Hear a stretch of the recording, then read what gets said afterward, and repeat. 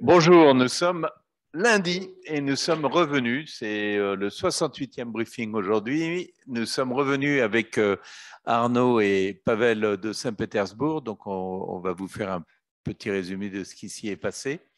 Et puis, nous avons un invité surprise aussi et que l'on vous présentera tout à l'heure.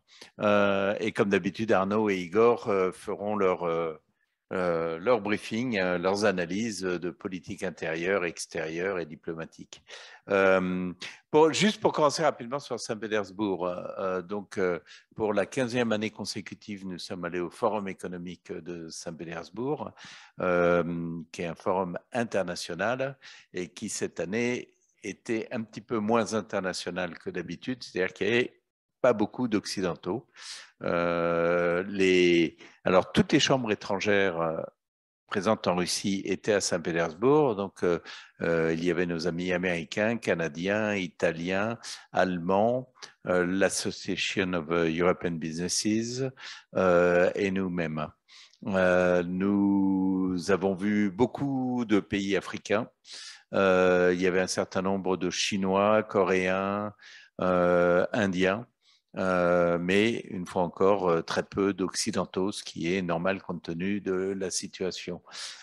Énormément de Russes, je pense qu'il y avait à peu près 10 000 personnes, il devait y en avoir 17 000 l'an dernier, donc il y en a un petit peu moins enfin, un certain nombre de moins que l'an dernier, mais il y avait quand même beaucoup de personnes et ça nous a permis. Alors on nous dit qu'il n'y a pas de son, est-ce que quelqu'un nous entend ? Est-ce que vous pouvez confirmer que vous nous entendez Oui, bon, d'accord, merci. Donc je continue sur Saint-Pétersbourg. Donc, nous avons rencontré un certain nombre de personnes, y compris les membres du gouvernement, auprès duquel, comme vous le savez, nous sommes actifs pour nos membres, de façon à ce qu'on puisse assurer auprès de nos membres tout le lobbying que l'on doit faire pour assurer la présence des entreprises françaises qui restent, en tout cas. Mais on a fait une table ronde aussi avec toutes les chambres étrangères. Pavel, tu veux nous en dire un mot sur la table ronde ? C'est Pavel qui l'a modérée. Le paradoxe aujourd'hui veut que le Forum économique de Saint-Pétersbourg n'ait accueilli qu'une seule et unique session consacrée à l'Occident, donc Europe occidentale et États-Unis. On a pu bénéficier sur scène de l'expertise des dirigeants des principales business associations que vient d'énumérer Emmanuel, et plus les Big Four, c'est-à-dire les 4 grosses l'Union d'entrepreneurs russes, le RSPP, l'équivalent du MEDEF, donc la Chambre de commerce et d'industrie de la Fédération de Russie, et puis Деловая Россия et Opora. Donc la discussion n'a pas été houleuse, on n'a pas eu de questions politiques et surtout nous n'avons pas été entraînés sur un terrain politique. Nous avons commenté j'allais dire à chaud, mais plutôt à froid, les conditions de maintien des entreprises étrangères occidentales encore présentes sur le marché russe, les difficultés qu'elles rencontrent au quotidien, à la fois vis-à-vis de leur siège, vis-à-vis des autorités russes, les questions d'approvisionnement, les questions d'import parallèle, enfin tous les aspects ont été balayés. Suite à cette session, une vingtaine de minutes de questions-réponses.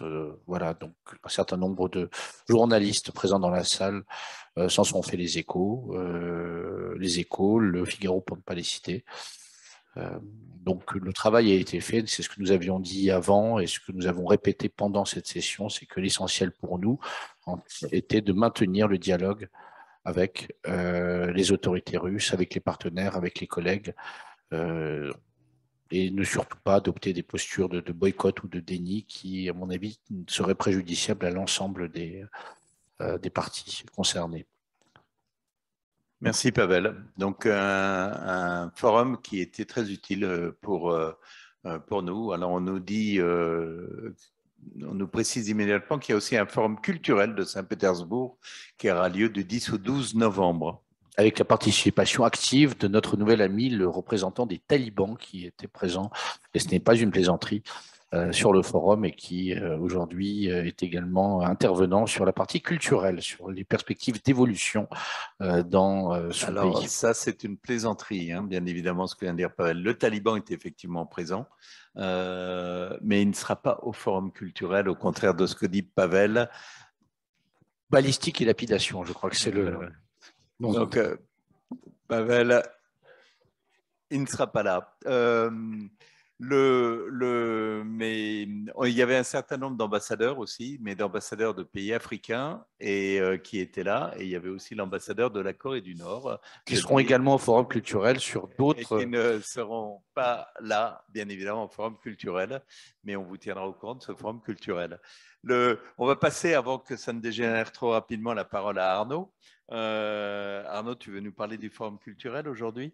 C'est ça, si je ne pique pas un fourré en direct, il en faut un, hein, il faut faire le bêtisier de la Chambre 2022. Merci Président, donc, et bonjour Pavel, à on tous. retient le trait, nous dit-on. Quelques nouvelles économiques, effectivement, des déclarations de deux responsables de haut rang.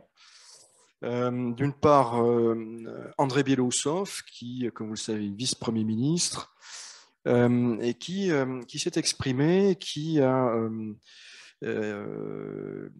déclaré être favorable à une révision des mécanismes économiques en vigueur ces dernières années, priorité devant être donnée, selon lui, à la croissance.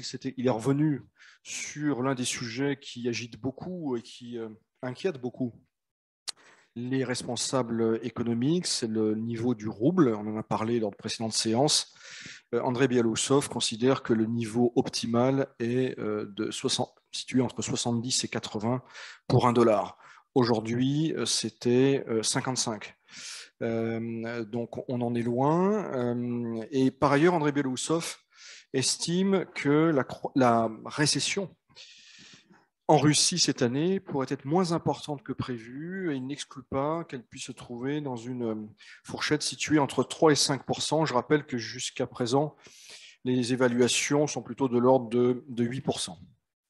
Autre responsable économique bien connu de premier plan, Alexei Koudrine, qui a longtemps été ministre des Finances, qui ces dernières années dirige la Cour des comptes. Lui aussi s'est exprimé sur les priorités macroéconomiques, sur la situation actuelle. Il appelle de ses voeux le retour à ce qu'on appelle ici la règle budgétaire, ce qui signifie entre autres des achats de devises.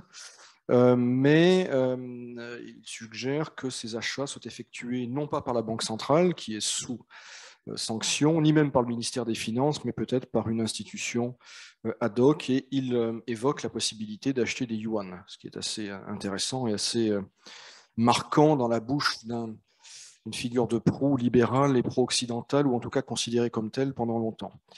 Pour en revenir à Saint-Pétersbourg, alors je sais qu'Igor en a parlé vendredi, le président et le directeur général aussi. Peut-être revenir quand même sur quelques messages importants.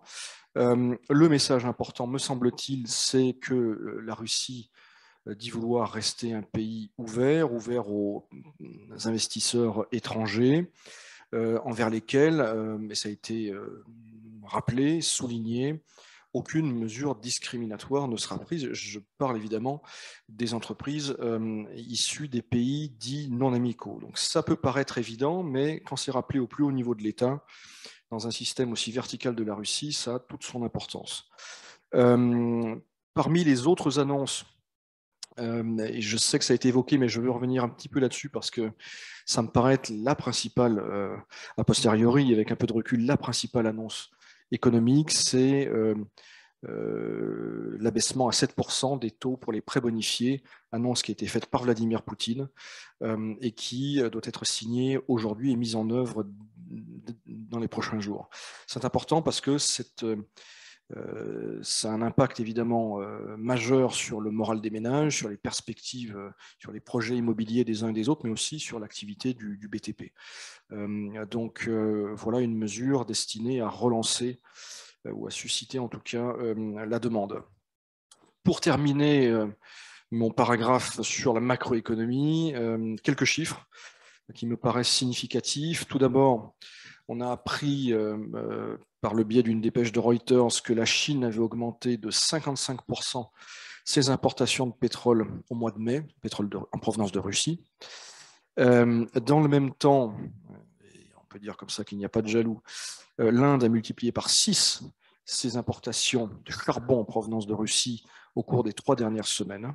Et enfin, une nouvelle qui fait écho à ce qu'on avait dit sur les sanctions européennes. On avait précisé qu'au-delà de l'embargo à venir, il y avait aussi des restrictions sur les assurances. Eh bien, Sovcomflot, qui est la compagnie nationale qui opère notamment des méthaniers, des tankers, a déclaré avoir trouvé une solution pour assurer ces bateaux. Voilà, Président, ce que je pouvais dire aujourd'hui. Merci, c'est intéressant de noter cette augmentation de vente de pétrole avec la Chine et l'Inde.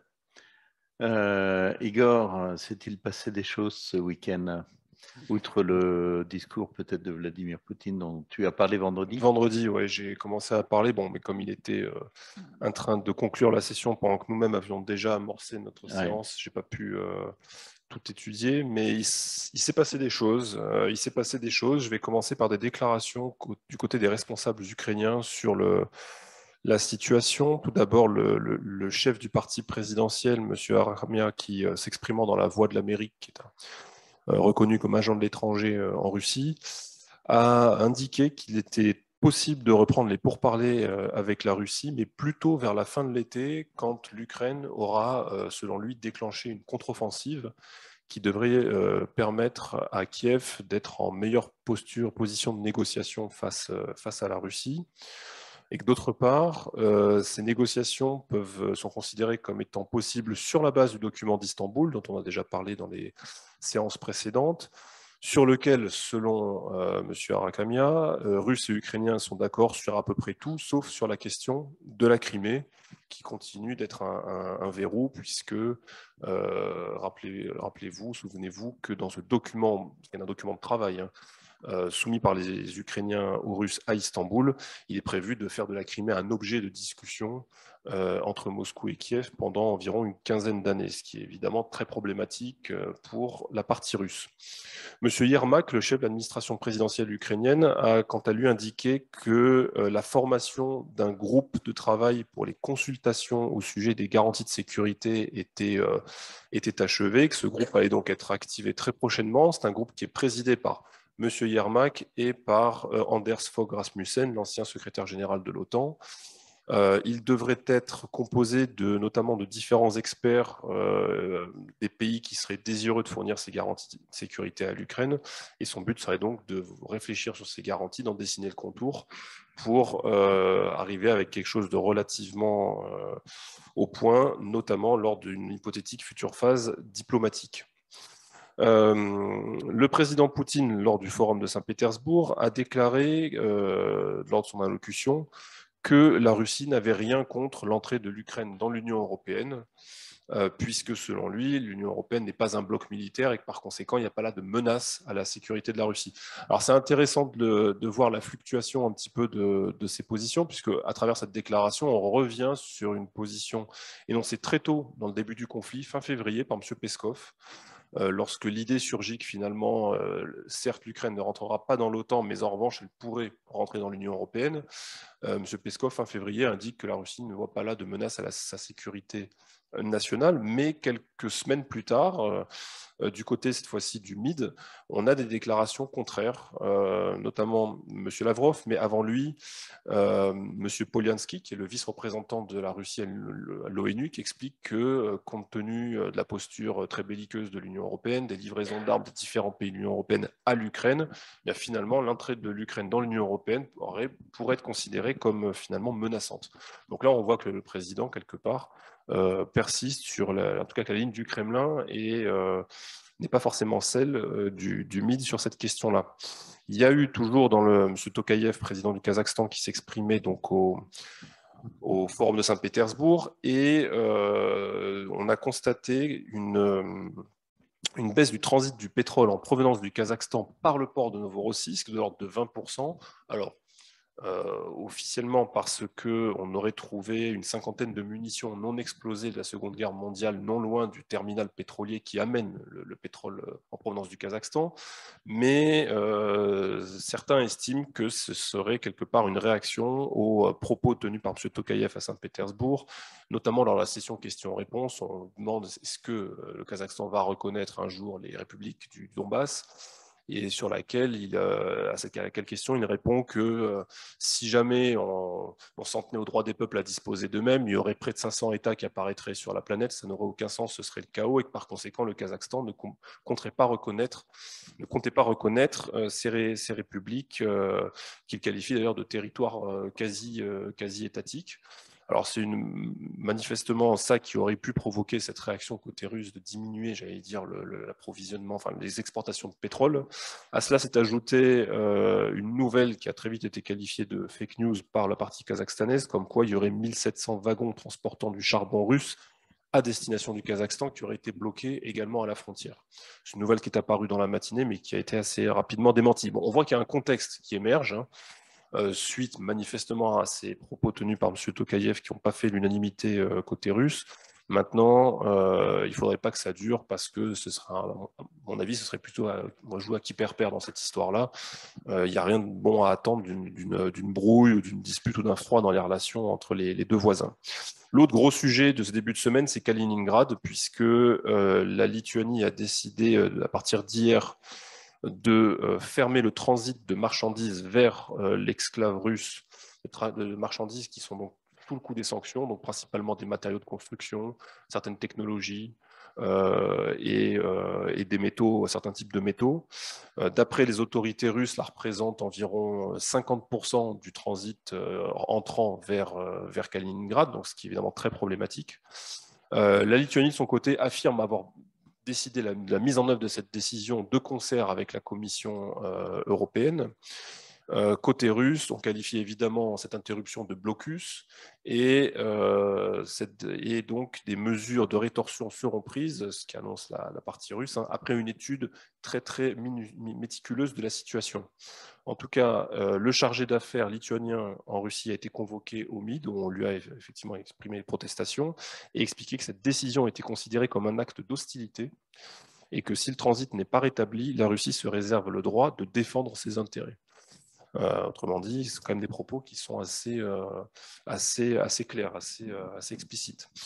Autre élément aujourd'hui à relever, c'est l'actualité en mer Noire, puisqu'une plateforme de forage pétrolier russe de la société Tchernomor-Neftegaz, qui était située à environ 71 km d'Odessa, a été détruite par un tir de missile ukrainien décroché à partir d'un avion. C'est la deuxième fois en 3 jours qu'une cible civile est prise pour cible par l'Ukraine, puisque vendredi, il y avait déjà un remorqueur qui s'acheminait vers l'île aux serpents qui a été détruit là aussi par un missile ukrainien. Encore quelques éléments sur l'affaire des céréales, puisque Macky Sall, président du Sénégal et président en exercice de l'Union africaine, s'est exprimé dans le JDD, notamment pour d'abord emboîter le pas quelque part au président Macron, expliquer qu'il ne fallait pas humilier la Russie. Donc il a repris les éléments de langage de l'Élysée, d'une part, et d'autre part, il a appelé l'Union européenne à faciliter le paiement par les États africains des engrais, des céréales achetés en Russie, puisqu'on rappelle que ce ne sont pas des objets qui sont tombés sous sanctions, mais qu'en revanche, les entités qui les commercialisent et les terminaux par lesquels on peut les acheter sont parfois touchés par des sanctions directes ou indirectes, ce qui évidemment crée des difficultés, une certaine frilosité pour s'approvisionner, surtout de la part de pays africains. Un général ukrainien a indiqué aujourd'hui que les forces ukrainiennes auraient perdu près de 50% de leur armement lourd, les tanks, l'artillerie. Donc, ce qui, si vous voulez, s'inscrit une fois de plus dans le narratif déployé par Kiev depuis quelques temps sur le fait de communiquer sur les pertes, à la fois les pertes en effectifs, en hommes, on en a déjà parlé ici, mais maintenant également en matériel. Du côté des sanctions européennes, le ministère des Affaires étrangères estonien a indiqué qu'aujourd'hui devrait être discuté au niveau des ministères des Affaires étrangères le 7e paquet de sanctions européens. Et je vais m'arrêter là, Président, pour une actualité qui est déjà très dense pour ce début de semaine. Merci beaucoup, Igor. On avait une question pour toi sur la Russie et la Lituanie, mais tu y as répondu. Donc, nos auditeurs n'ont même pas le temps d'écrire leurs questions, que tu as déjà... Télépathie. Ouais, c'est formidable. Bientôt, on va bientôt communiquer qu'en télépathie. Avant qu'on ne continue, je dois rappeler, je vais vous le rappeler dès le début, je ne l'ai pas fait bien sûr, que vendredi prochain, le 24 juin, nous organisons une rencontre de la communauté française à 19h. Tu dois le rappeler à la fin, mais moi je devais le faire au début.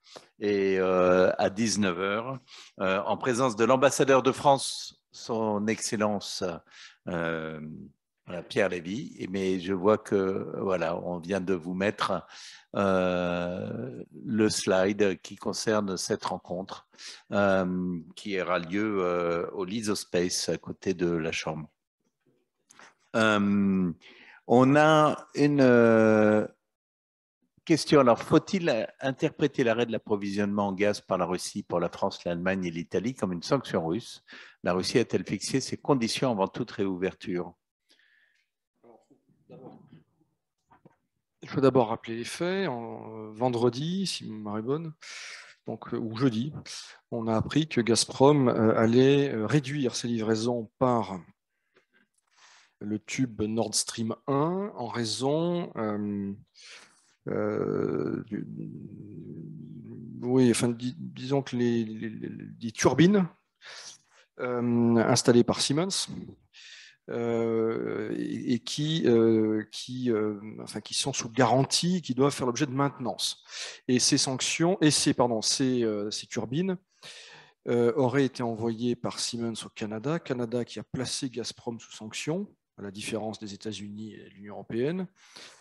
Et donc, il y a un blocage et donc une question sur l'utilisation ultérieure de ces turbines. Donc ça, c'est la version officielle qui est factuellement juste. Je rappelle d'ailleurs que le chancelier Scholz s'est rapproché des autorités canadiennes pour essayer de débloquer la situation. Dans les faits, ce que l'on sait, c'est que les turbines auraient pu être utilisées encore quelques mois sans que ça pose problème en termes de sécurité. Mais la Russie a décidé de prendre les devants, de s'en tenir je veux dire, à la notice, et de placer finalement les Occidentaux devant leurs contradictions. Alors, est-ce qu'il s'agit d'un signal? Probablement oui aussi. Il y a eu une déclaration presque concomitante d'Alexei Miller au Forum de Saint-Pétersbourg, une déclaration assez dure à l'égard des partenaires traditionnels qui, selon lui, sont avérés peu fiables, c'est-à-dire les Occidentaux et les Européens en particulier. Si vous voulez, les Russes lisent, entendent, observent ce que l'on dit, ce que l'on fait en Occident, et il n'aura pas échappé que l'Union européenne a pour objectif désormais revendiqué de cesser d'importer du gaz russe le plus rapidement possible, 2027 étant l'une des échéances mentionnées. Et alors, est-ce qu'il s'agit pour la Russie de taper en premier? Il s'agit en tout cas, je pense, de rappeler une vulnérabilité, de souligner en tout cas que tout ça n'est pas très raisonnable de la part des Européens.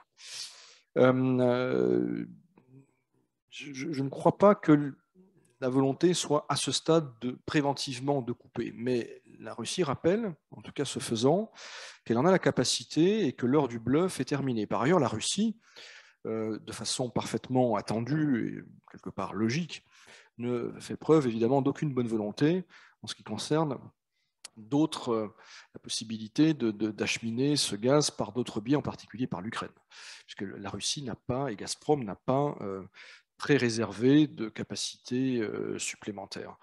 Et elle ne le fera sans doute pas à l'avenir, pas plus que la Russie n'envisage de réactiver le tube Yamal qui passe par la Pologne. Donc, il y a un message, effectivement, adressé aux Occidentaux. Gazprom rappelle par ailleurs que Nord Stream 2 est éventuellement prêt à être utilisé.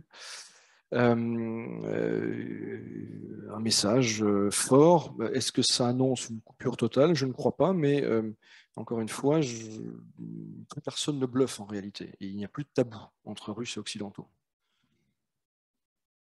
Merci. D'ailleurs, on nous précisait, entre autres, lorsque la Russie a baissé les ventes de gaz par 60%, je crois. 40, pardon. Ils ont précisé qu'il neigeait dans le nord de l'Allemagne, donc ça allait leur poser encore plus de problèmes qu'ils ne le pensaient. Mais donc ce n'est pas du bluff. La Russie et Gazprom, d'ailleurs, peuvent-ils se passer des revenus du gaz? Non, même si les revenus du gaz sont moindres que ceux du pétrole, c'est perdant-perdant. C'est-à-dire que l'Union européenne ne peut pas se passer à court terme du gaz russe, sauf à geler l'hiver et à arrêter une partie de son industrie. C'est ça les plans d'urgence. Et la Russie, effectivement, perdrait des dizaines de milliards d'euros. Donc perdant-perdant. Malheureusement, ce que l'on voit depuis quelques mois, depuis quelques semaines, c'est que les critères de rationalité ne sont plus forcément ceux qui prévalent, ni en Occident, ni en Russie. Donc c'est un dossier à suivre. Pour ce qui est du gaz, la Russie est quelque part plus embarrassée, plus contrainte qu'avec le pétrole. Le pétrole, j'en ai parlé un petit peu tout à l'heure, c'est plus facile à réorienter. En tout cas, le pétrole qui est acheminé par voie maritime. Et la Russie dispose, depuis une bonne dizaine d'années, d'un tube qui va jusqu'à l'océan Pacifique, d'une capacité de 80 millions de tonnes. Donc la réorientation assez rapide d'une bonne partie des flux russes vers l'Asie, c'est plus facile à faire avec le pétrole qu'avec le gaz. Avec le gaz, il existe certes Force de Sibérie, mais qui n'est toujours pas d'ailleurs pleinement en service, enfin en tout cas en pleine capacité. Des accords ont été signés début février lors de la visite de Vladimir Poutine à Pékin, mais qui portent sur des volumes assez limités en provenance de Sakhaline. La grande affaire, en réalité, le dossier qui peut changer la donne de façon véritablement stratégique, c'est l'éventuelle signature d'un nouveau contrat russo-chinois de fourniture de gaz qui alimenterait un autre gazoduc, Force de Sibérie 2. Il en est question depuis plusieurs années. On parle de 50 milliards de mètres cubes. C'est à peu près, c'est pas comparable avec ce que perdrait Gazprom côté européen, mais ce serait quand même tout à fait significatif. Ce tube passerait, le cas échéant, par le territoire de la Mongolie. Donc, ce qu'il faut surveiller, je pense, dans les semaines et surtout les mois qui viennent, je ne pense pas que les Chinois signeront un contrat commercial tant que le conflit est en cours, mais c'est véritablement, c'est ça, c'est un contrat de fourniture de gaz qui s'alimenterait d'ailleurs à Yamal, c'est-à-dire sur les gisements qui aujourd'hui desservent les marchés européens. Si je puis me permettre juste une chose, Arnaud, quand tu dis à court terme l'Allemagne pourrait être embêtée, je pense que c'est surtout à moyen terme. Il faut, c'était rappelé encore à Saint-Pétersbourg et c'est rappelé par tout le monde, il faut entre 5 et 10 ans pour pouvoir changer de fournisseur de gaz. Donc, et la même chose pour le pétrole. Donc, c'est plutôt, si on coupe le gaz aujourd'hui de l'Allemagne, c'est absolument désastreux pendant assez longtemps. Et c'est pas que l'Allemagne. Là, on parle des. Et on parlerait de l'Europe, de l'Union européenne, bien évidemment. Et effectivement, ce qu'on voit, c'est que les tentatives européennes de trouver des fournisseurs alternatifs, alors ils sont réels, mais ça porte sur des volumes moindres. Azerbaïdjan, Israël, et puis de toute façon, tout ça n'est pas prêt. Donc, il y a là effectivement un levier russe réel et malgré tout, semble-t-il, une politisation de cette question. On nous dit que Force de Sibérie 2, donc le pipeline de gaz, ça serait 50 milliards de mètres cubes. Cela représenterait à peu près les 55 milliards de mètres cubes prévus initialement par Nord Stream 2. On nous dit si mes souvenirs sont exacts. Donc, ça serait à peu près la même capacité de tuyau. Oui, sauf que la Russie exporte beaucoup plus vers l'Union européenne, puisque c'est de l'ordre, enfin, en direction de l'Union européenne et de la Turquie, c'était 180 milliards de mètres cubes avant cette crise. Donc 50 milliards en plus, c'est bien, mais ça ne permet sans doute pas de compenser totalement ce qui serait perdu. Force de Sibérie 2. Hein. Oui, absolument. Ouais. Mais effectivement, entre Force de Sibérie 1, Force de Sibérie 2, Sakhalin et le GNL, on peut penser que d'ici la fin de la décennie, la Chine pourrait absorber 100 milliards de mètres cubes, voire un peu plus. Sans compter l'Inde, qui en aurait besoin aussi apparemment. Donc, ce qui veut dire qu'il faut aussi à 5 à 10 ans pour la Russie pour trouver de nouveaux clients. On nous dit, des fournisseurs français nous parlent d'un embargo total de la part de l'Europe contre la Russie. Je n'ai pas entendu ça. Est-ce que vous avez entendu ça? Un embargo total sur le gaz? Alors, non, enfin, on parle d'un embargo total. Hein. Alors, je ne sais pas si c'est que sur le gaz ou non, mais on nous pose aussi une question dont je n'avais jamais entendu parler. On nous dit que le 10 juillet, une date qui revient une nouvelle fois sur le tapis, notamment en France, concernerait une fermeture totale des frontières de la Russie, hommes et marchandises.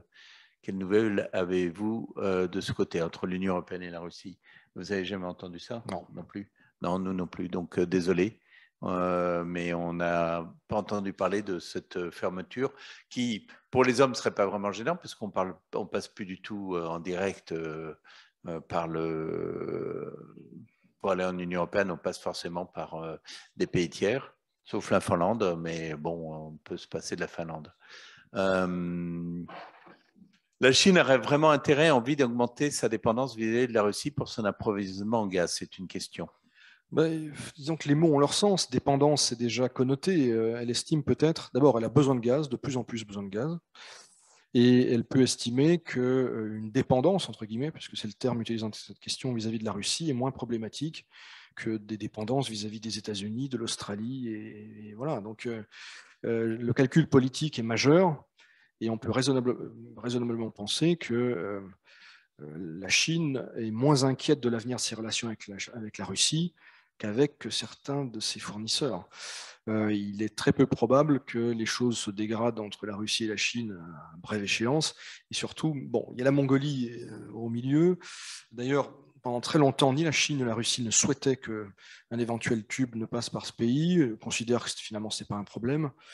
Mais c'est beaucoup moins, il me semble en tout cas que vu de Pékin, c'est beaucoup moins problématique, potentiellement en termes de sécurité, de faire venir du gaz supplémentaire de Russie que de faire transiter via Malacca ou de l'acheter en Australie, dont on connaît les faibles marges de manœuvre vis-à-vis des États-Unis. Donc, de toute façon, il n'a jamais été question pour la Chine de dépendre exclusivement ou ne serait-ce que majoritairement de la Russie, mais il est très probable en revanche que la part de la Russie dans les approvisionnements gaziers chinois augmente et que ce ne soit pas considéré comme problématique par la Chine, d'autant que sans doute les conditions commerciales seront favorables. Alors, sur un sujet différent, on nous demande, pourriez-vous, s'il vous plaît, commenter l'expulsion du conseiller culturel de l'ambassade? Est-ce que cela signifie que la coopération culturelle entre la Russie et la France sera complètement anéantie, au grand regret des établissements universitaires et autres? Alors, on a des informations très contradictoires, excusez-moi, sur ce sujet. J'ai rencontré membres de l'ambassade de France ce week-end en allant voter. On nous dit qu'en fait, le conseiller culturel n'a jamais été exclu. On n'a pas demandé à la France de l'exclure. Alors, va-t-il partir, ne va-t-il pas partir, on n'en sait rien. C'est une information qui est parue dans un journal effectivement de quatrième zone, comme le qualifient certains, et on ne sait pas quelle est la réalité des choses. Voilà. Donc, il est encore un peu tôt pour vous le dire. En tout cas, couper toute relation culturelle, coopération culturelle, je ne pense pas que ce soit l'intention de la France, en tout cas. Malheureusement, la coopération universitaire a déjà été arrêtée. Elle a été arrêtée au mois de mars. Mais il y a encore quelques liens culturels entre la France et la Russie. On espère qu'ils vont perdurer et que le conseiller culturel soit là ou non.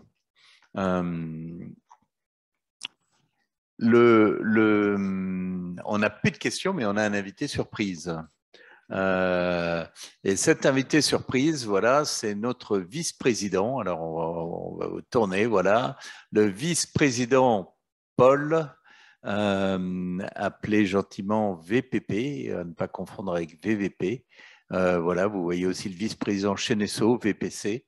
Donc, nous avons VPP et VPC. Rémi était parti le 10 février en vacances et il est rentré, il est venu au Forum de Saint-Pétersbourg. Tu étais au Forum de Saint-Pétersbourg avec nous, Rémi. Rémi est en charge du lobbying, raison pour laquelle il est venu au Forum de Saint-Pétersbourg. Donc Rémi, tu es parti le 10 février, tu es revenu le 10 juin. Que peux-tu nous dire sur ce que tu as vu, ce que tu constates? Maintenant, tu es à Moscou et si tu as plaisir d'être venu ou non. Bien entendu. Non, d'abord, c'est merci de m'accueillir. Merci de m'avoir aussi donné la possibilité d'assister à ce forum de Saint-Pétersbourg. Parce que, comme tu l'as dit, je pense que c'était très bien que les chambres occidentales, que la chambre France-Russie soit présente pour représenter la communauté, les entreprises. Individuellement auraient été beaucoup plus exposées si elles étaient apparues dans cette enceinte. Je pense que c'est très bien de ce fait que nous y soyons, de manière à pouvoir d'abord donner un signal d'une volonté de maintenir les liens qui peuvent être maintenus, en particulier dans le domaine économique. C'était un moyen aussi de glaner des informations et de revenir et de les mettre à la disposition de tous, comme tu l'as fait.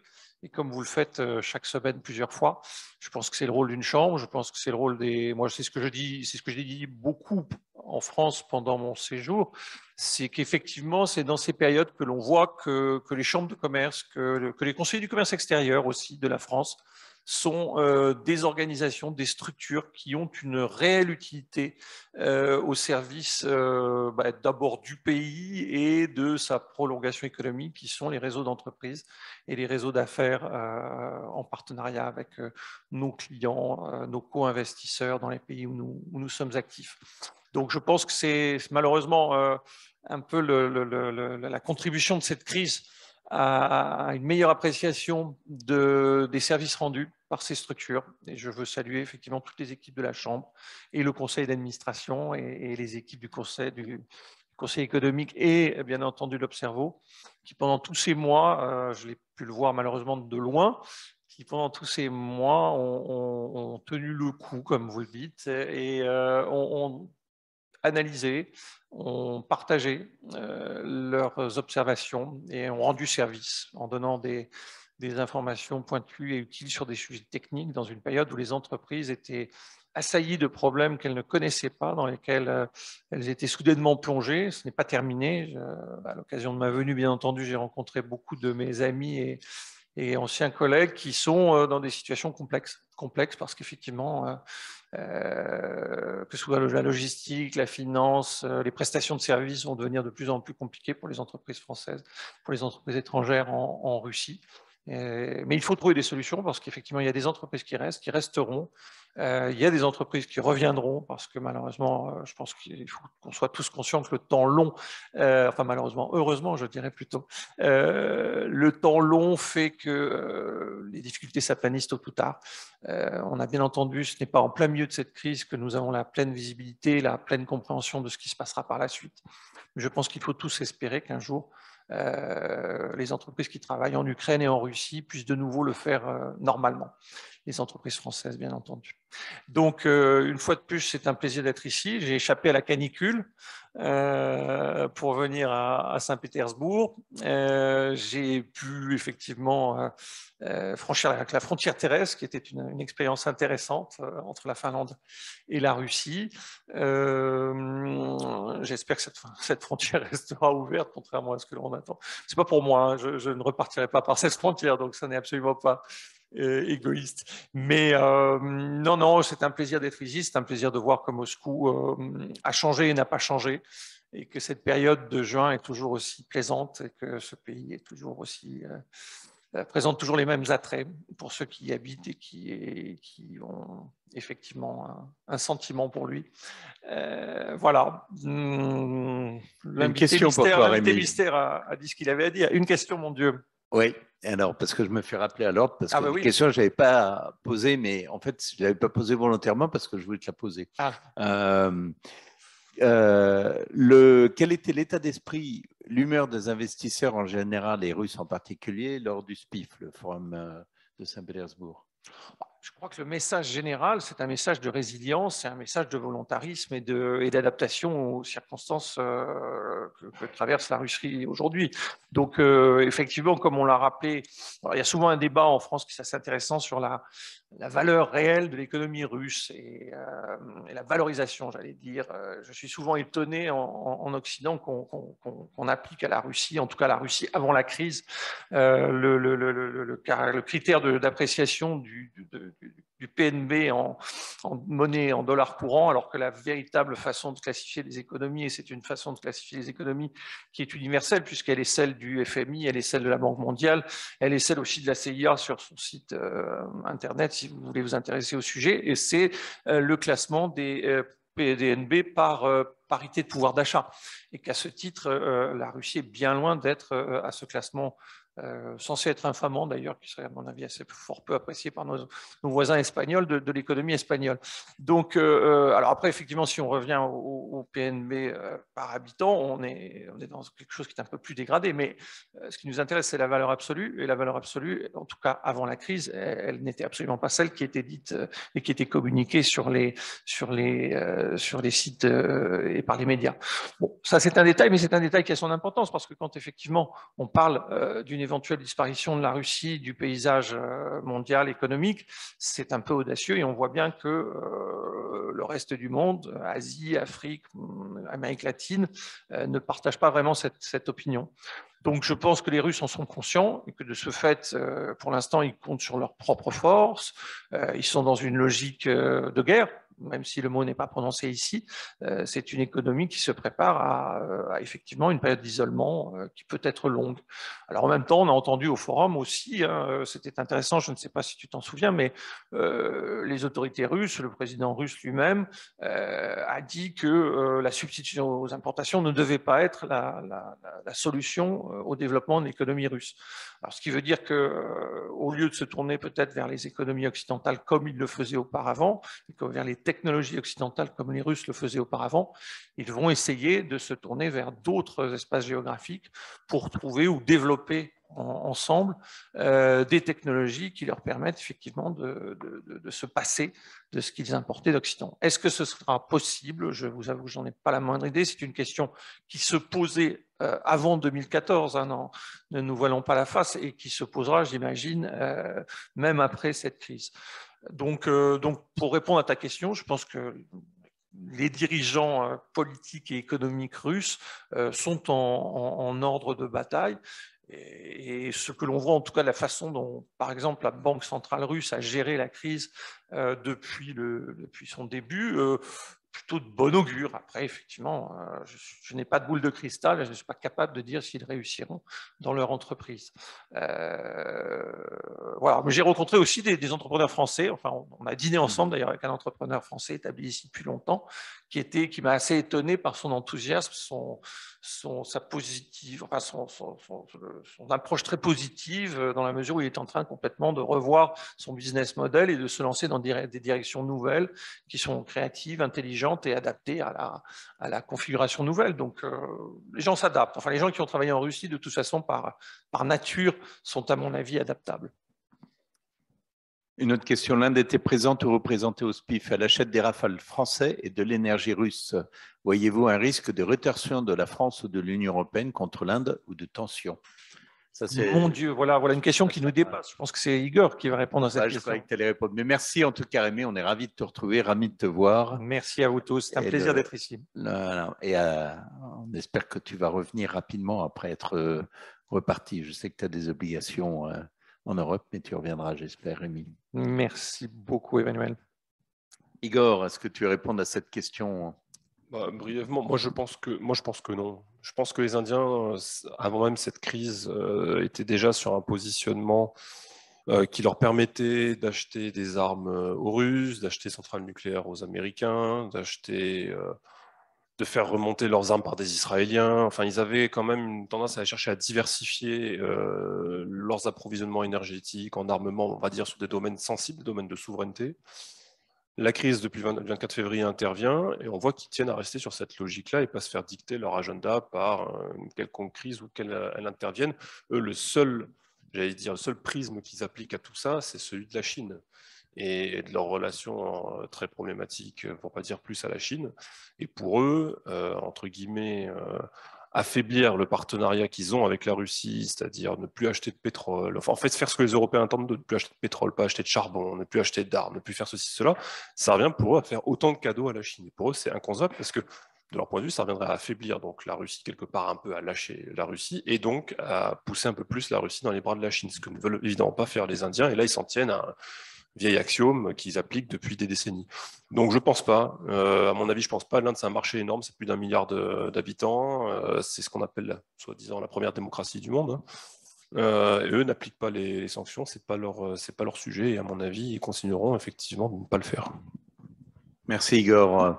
Alors d'abord, on nous dit merci à Rémi Paul, intéressant point de vue. On a une dernière question avant que je ne passe la parole à Pavel. Est-ce qu'à votre avis, l'arrivée des jeunes Français qui souhaitent travailler en Russie est toujours possible et par conséquent, peuvent-ils contacter la CCIFR afin de poser leurs questions et envoyer leur CV?